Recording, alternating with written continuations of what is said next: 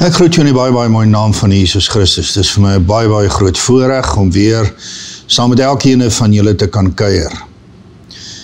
Ons wil vandag 'n bietjie stil staan by Dawid. Julle sal agterkom dat ek baie lief is vir Dawid. En nie net omdat hy die psalmdigter is, of omdat hy skryf oor die lofliedere van die Here, maar ook omdat hy so reëel mens is. Die meeste in die Bybel wat ek lees, is oor dit Dawid se lewe. Ons leer hom ken van herder af. Ons leer hom ken as 'n jong seun wat nie deur sy pa geroep word wanneer die profeet kom om die koning te salf nie. Ons leer hom ken daar in die slagvelde wanneer hy Goliat verslaan, as 'n jong seentjie. Ons leer hom ken dat hy so lank wag voordat hy sy koningskap aanvaar, dat hy sy familie en sy familiesake moes hanteer het, voordat God het toegelaat het, dat hy Jerusalem kan inneem en die grootste koning word van sy tyd. Die koning wat al 12 stamme weer by mekaar kry, die koning wat alles by mekaar kry, sodat die tempel weer gebou kan word, of die tempel gebou kan word. Dawid is so tasbare mens, so iemand waarmee ek kan saamleef, want ook in sy foute, en hy herken sy foute, hy het hartseer, hy herken sy hartseer. Dis hy wat in Psalm 23 skryf, al gaan ek deur die dae van doodskade weer, weet ek dat die Here is met my. Sy stok en sy staf, die vertroos my. Ja, sy teregwysing, Psalm 12, Psalm 19, die Here se wette, ja, rig my elke dag, my oë gaan oop vanweë die straf van die Here. En dan weet ons dat hy ook ander foute maak, dat hy groot foute maak in sy lewe. Hy laat 'n moord pleeg, en hy probeer weghardloop daarvan. In daardie tyd het hy eintlik die groot oortreding, was nie net dit wat hy gedoen het met Betseba nie, maar dat hy weggedraai het van die roeping wat God vir hom gegee het. En ons weet dat in beide die Hebreëus en die Grieks is sonde hermatia, wat beteken dat jy jou doel mis. En dat God vir Dawid geroep het om Israel te bevry, ja, te veg, om 'n koningskap daar te stel. En ons lees in 2 Samuel dat Dawid het gaan rus vir 'n jaar. Hy het generaals gestuur na die veld toe. Hy het nie gedoen wat hy moes doen nie. Hermatia, hy het sy doel gemis. En dit het gemaak dat hy laks geraak het, dat die duiwel eintlik 'n ingang gevind het in sy lewe. 'n plek waar hy nie noodwendig vasgestaan het om sy roeping uit te leef nie. En dit is in daai tyd wat hy dan hierdie oortreding het. En soos wat ek reeds gesê het, het hy eers probeer om het weg te steek. Maar ons lees hier in die 51ste Psalm dat dit het hom aangekla, oor en oor aangekla. En dan is daar vir my, soos wat ek in baie van sy psalms kry. Ek persoonlik dink dat Dawid een van die grootste profete was van die Ou Testament. En ek kan dit staaf met skrif. Ons weet dat hy in die heilige ingegaan het, van die toonbrode geëet het, en die Here het hom nie gestraf nie. So daar was 'n priesterskap aan hom verbonde. Hy het voor die ark gedans in 'n priesterskleed, nie naak nie, in 'n priesterskleed, en sy koningskleed afgegee, en dit is waar sy vrou vir hom kwaad was, maar God het toegelaat dat hy naby die ark is, en die ark terug kon gebring het, na die huis van die Here. Dawid het 'n spesiale plek gehad. Kom ons lees maar net Psalm 22, dan sal ons sien dat Dawid het die woorde van Jesus Christus aan die kruis kon neerskrywe. Hy moes dit ervaar het, hy moes dit beleef het, hy moes dit gesien het, hy moes,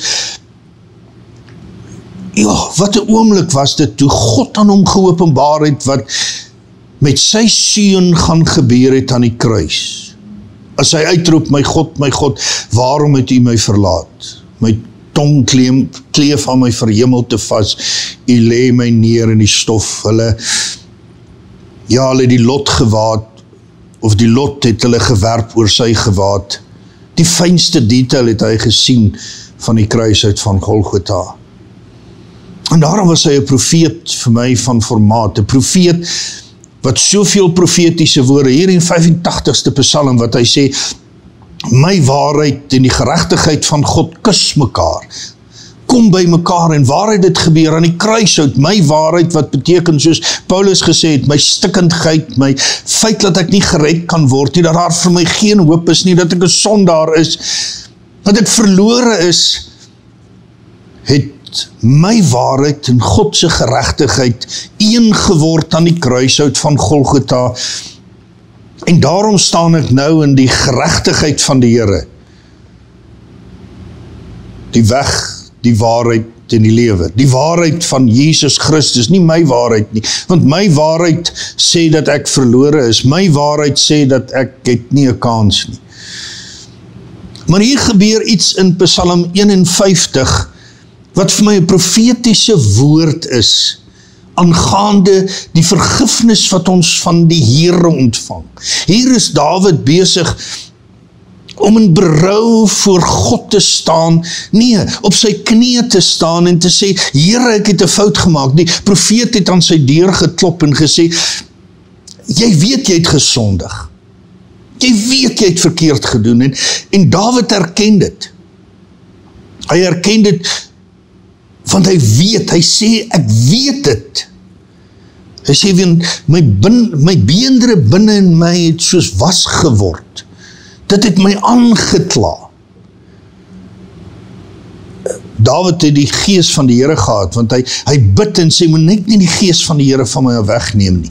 Dis Dawid wat uitgeroep het en gesê het, Here, sê vir my, Here, daar is iets wat Dawid net verstaan het van Jesus Christus.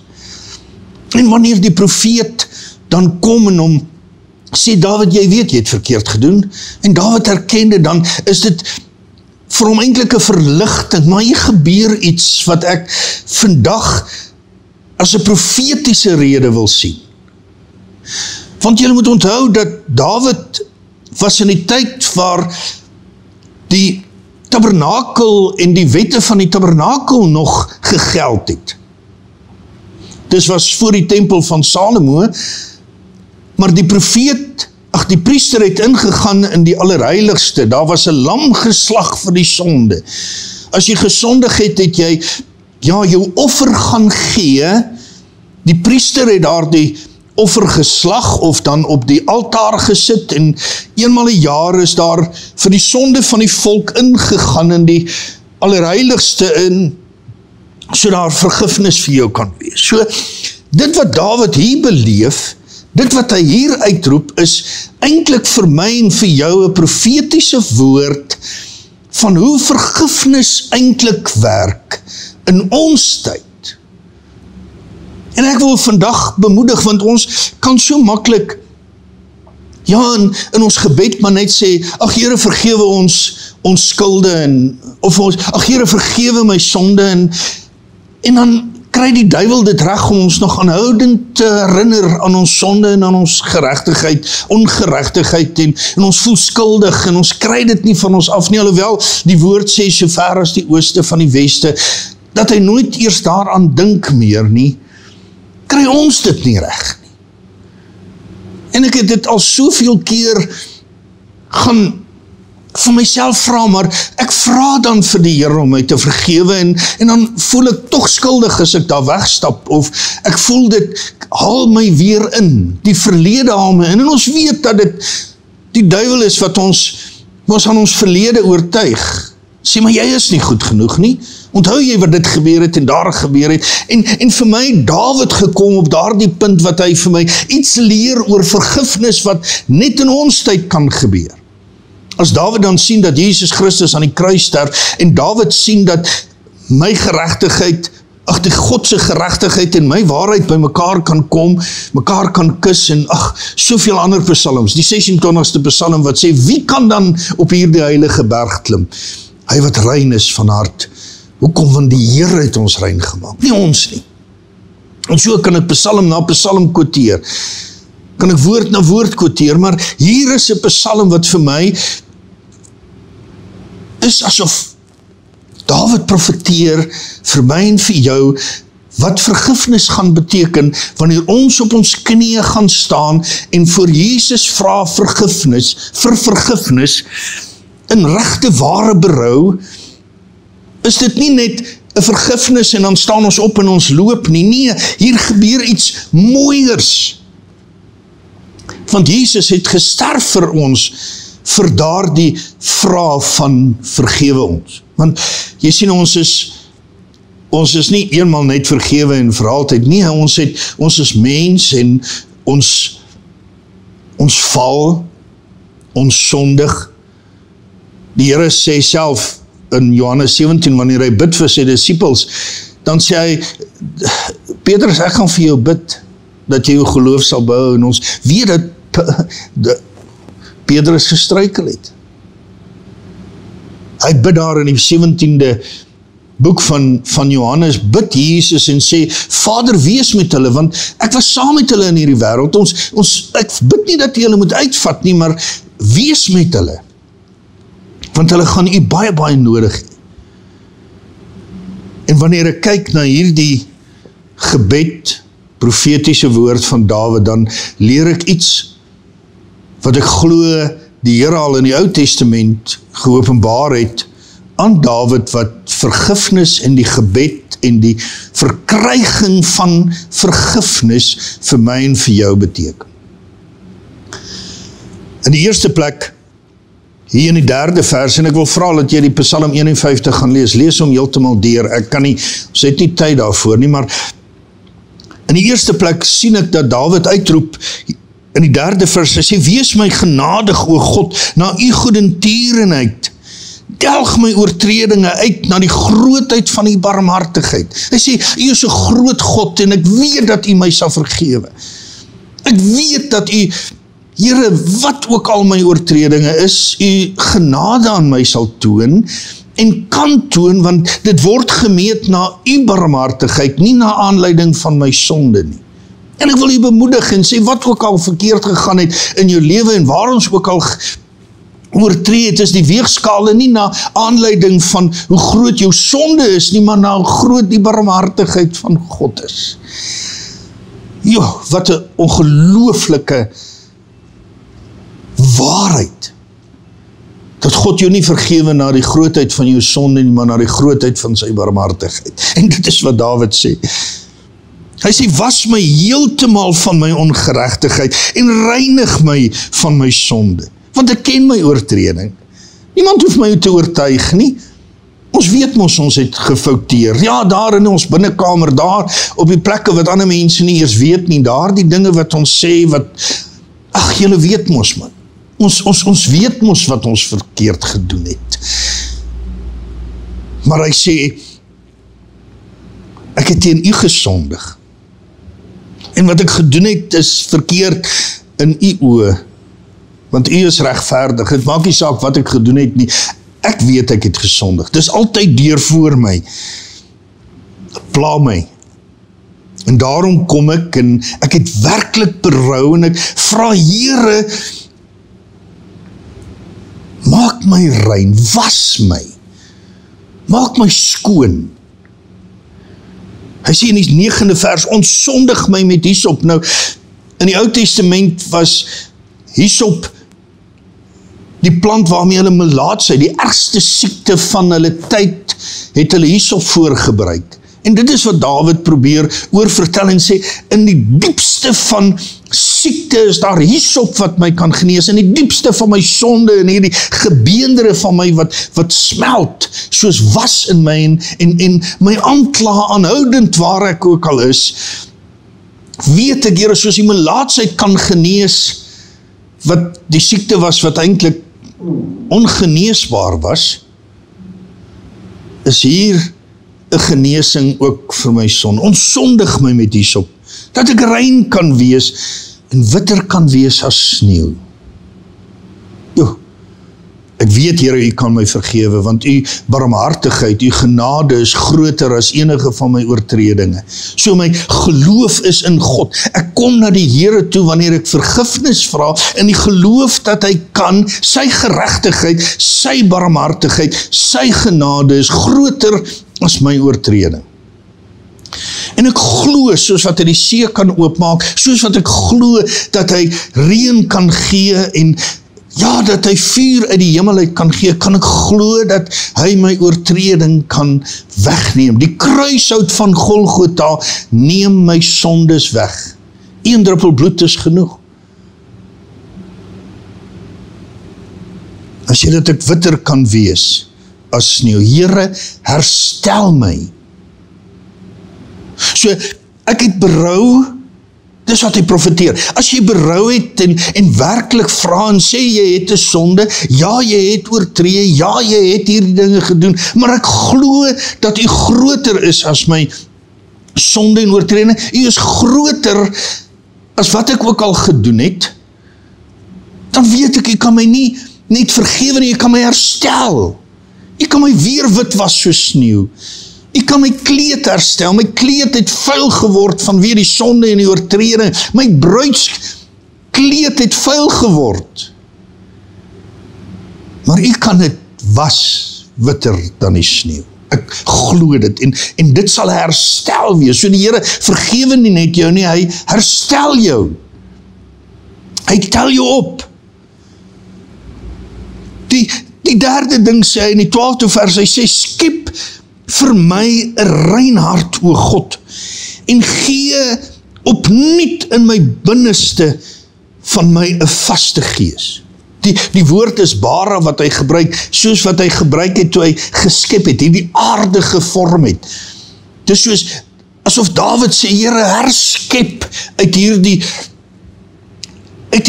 diepte van my sonde en ongeregtigheid. In Psalm 40 sê, in die kuil van vernietiging, uit 'n modderige sluik, kan U weer skep, bara, U kan weer nuut maak, U kan weer van vooraf begin, herstel en skep, want nou kan ek leer uit hierdie oortreding, ek kan leer, ek het 'n dieper mens geword, U skep vir my 'n nuwe, rein hart, Here. Nie net 'n herstelde hart nie, 'n rein hart, 'n nuwe hart.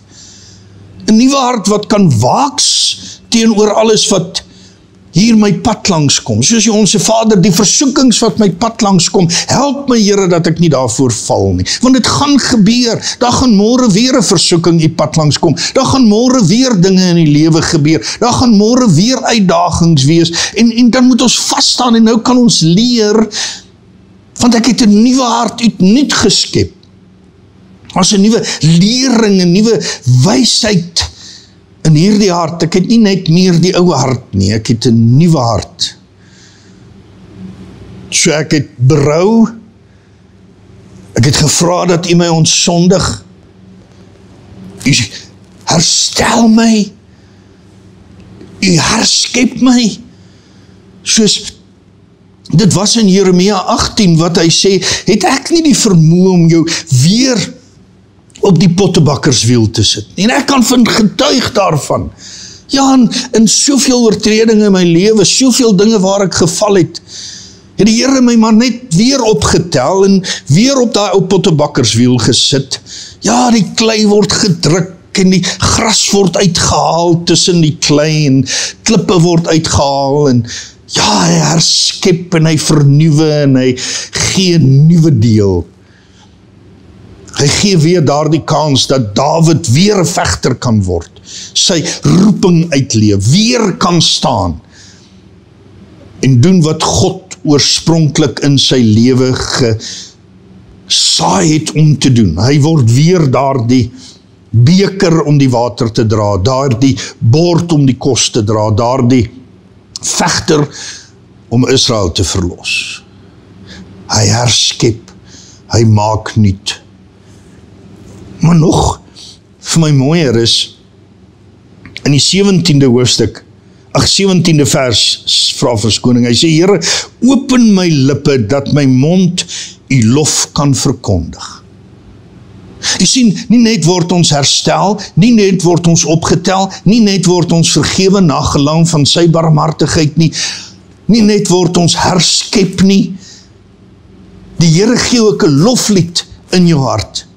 Want ons is mos hartseer as ons oortree, ons is mos, voel mos, jy het gefaal en jy sukkel om op te staan, en ja, die ou duiwel hou aan en aan, want ons het die letsels, en jy kyk kort na die letsel van jou oortreding en sê, hoe het dit gebeur en hoekom het dit gebeur, maar nou kom Dawid en hy profeteer en hy sê, as jy berou het, gaan ek jou herstel, ek gaan jou optel, ek gaan jou nuut maak, ek gaan jou witter was as sneeu, ek gaan 'n nuwe hart vir jou gee, en jy gaan 'n lofsang hê. Jy gaan die Here kan begin loof en prys, en in opgewondenheid kan sing. Julle weet ons hoe dit gaan. Jy sien, die duiwel kan jou nie beset nie, die duiwel kan jou net aankla, en die duiwel kan jou, ja, hy kan jou rig. Dis mos, as jy op pad is kerk toe, en daar is een of ander verkeersgeleentheid, laat ek dit nou so noem, waarin jy jouself vreeslik vererg, of iemand het voor jou ingery, of die robots werk nie, of daar is nou weer een of ander fietsry kompetisie aan die gang, en jy is haastig, en jy is ontsteld, en jy stap in die kerk in, en daar het nou, ja, jy was nou kwaad, en jy gaan sit, en jy wil die Here loof, dan kom die duiwel mos en sê, nee, jy kan nie, want jy daar nou net, ja, jy het jou vererg, of jy het lelik gepraat, of jy het, hoe kan jy jou hand opsê? So die duiwel beperk jou. Die duiwel sê, maar jy het hierdie week, het jy so moeilike week gehad. Daar is mos twee dinge wat die duiwel nie oorlieg nie. Hy is die vader van die leuns, maar hy lieg nie oor jou finansies nie, en hy lieg gewoonlik nie oor jou verlede nie. Want dis die dinge wat jou aankla, dis die dinge wat vir jou die moeilikste is. En dan word jy beperk in jou lofprysing. Jy word beperk hoe jy bid. Jy word beperk hoe jy die blydskap kan uitleef. Maar nou sê die Here, hy sal 'n nuwe loflied in jou hart gee. So hoe ek wil sien wat Dawid gesê het, is dat wanneer jy kom om te bid in jou binnekamer en daar is 'n sonde of ongeregtigheid of 'n plek wat jy gemis het om jou roeping uit te leef, 'n geleentheid gemis het om vir iemand te bid, 'n geleentheid gemis het miskien om uitlewing te gee aan dit wat God jou geroep het.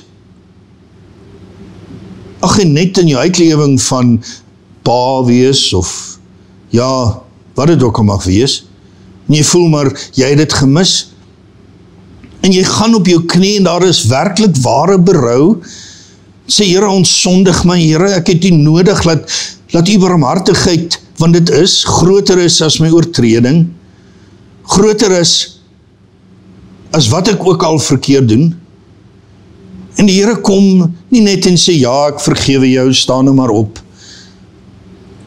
en jy sê maar net teen die einde, ag, dankie Here dat U my vergewe het, en ek staan op, maar my gemoed is nog nie gelig nie, my hart is nog nie reg nie, ek voel nie rein nie, ek voel nog skuldig, want sodra ek uitstap by die kamer, dan is daar of iemand wat jou daaraan herinner, of omstandighede wat jou herinner, of die duiwel wat so saggies in jou fluister, soos wat ek sê, jy stap in die kerk, en jy wil jou hand opsteek om te sê, kom loof die Heer, al die knegte van die Heer, en dan sê die duiwel, maar hoe kan jy dit doen?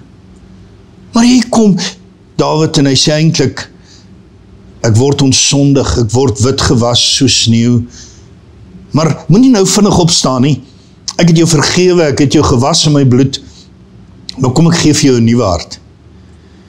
Ek maak asof dit nooit bestaan het nie, ek herskep dit, maak het nuut, en nie net dit nie, hy gee lofsang in jou mond. Weet as Israel, toe hulle deur die see getrek het die Here gesê, stap 7 tree en bou 'n altaar. Stap 7 tree en bou 'n altaar. Hy sê sodat die kinders as hulle hier verby gaan en jy kan getuig oor wat vir jou gedoen, God vir jou gedoen het, en ek voel partykeer moet ons so stap 7 tree en dan sê, prys die Here, En 7 tree weer terug en sê, loof die Here. En partykeer in jou omstandighede en hierdie oorweldigende dinge in jou lewe is dit partykeer moeilik. Jy byt maar so op jou tande en sê, prys die Here. Dan stap jy weer terug en sê, loof die Here. En soos wat jy die Here loof en hom ophef, tel hy jou uit jou omstandighede uit. Soos wat jy die Here ophef, hef hy jou op. En die duiwel, want die duiwel hou ons aan en aan en aan. Maar hoe meer jy die Here loof, hoe meer die lofsang, want God sit daar die lofsang in jou mond. Hy sing, hy sit in jou hart, daar die oorwinningslied. Hy sê, want God sal die verslae nie verbreek nie. Hy sal die riet, die geknakte riet sal hy nie vernietig nie. Hy sal die lampet wat rook sal hy nie heeltemal uitblaas nie. Die Here gee vir ons in ons trane die blydskap. Hy gee vir ons 'n loflied, sieraad vir as en vreugdeolie vir treurigheid. Niks sal jou uit die hand uit van die Here ruk nie. Niks. Geen hoogte, geen diepte. Niks sal jou uit die hand van die Here ruk nie. Al wat jou uitruk, al wat jou aankla is die Satan. En nou sien ons hier dat vergifnis is nie net, Here vergewe my en staan op en leef nog verder met een of ander skuldgevoel nie. Nee, dis 'n herskepping, herstel, vernuwing, heeltemal 'n ander mens en 'n loflied in jou mond. Hy sê die Here gaan vir jou so goed wees dat die wêreld, die heidene sal sê, die Here was vir jou goed. So wanneer jy gaan en jy gaan kniel, laat dit nie net wees 'n paar woorde van Here vergewe my sondes nie, maar wanneer dit in waaragtige berou is daar 'n proses, sê Dawid. 'n Proses waar God betrokke raak. Waar hy sy seun aan jou voorstel in sy bloed en sê, dit is waarom ek jou in totaliteit kan vernuwe, jou kan verander, want my seun het vir jou gesterf. Hierdie is 'n profetiese woord. Dawid het dit beleef, want die gees van die Here was met hom, maar hy het dit geprofeteer vir ons, want Jesus Christus moes sterf. So ek wil jou uitnooi, wanneer jy vergifnis vra, sê Here, ek vra vergifnis, want ek wil by die loflied uitkom, wat U vir my sal gee. Want dit was God se plan in vergifnis. Om jou nie net 'n nuwe hart en 'n nuwe gees en 'n nuwe opgewondenheid te gee, maar ook 'n nuwe lof. 'n nuwe lof van die Here, 'n nuwe lied van dit wat die Here vir jou kan. Julle kan my skakel, die nommer verskyn op die blad. En ek sal vir jou bid, soos ek vra dat jy vir my sal bid. En wanneer jy gaan kniel voor die Here, weet dat hy nie net jou vergewe, dat hy nie net sommer verbystap nie, maar dat hy stil staan en jou optel en jou vernuwe en jou nuut maak.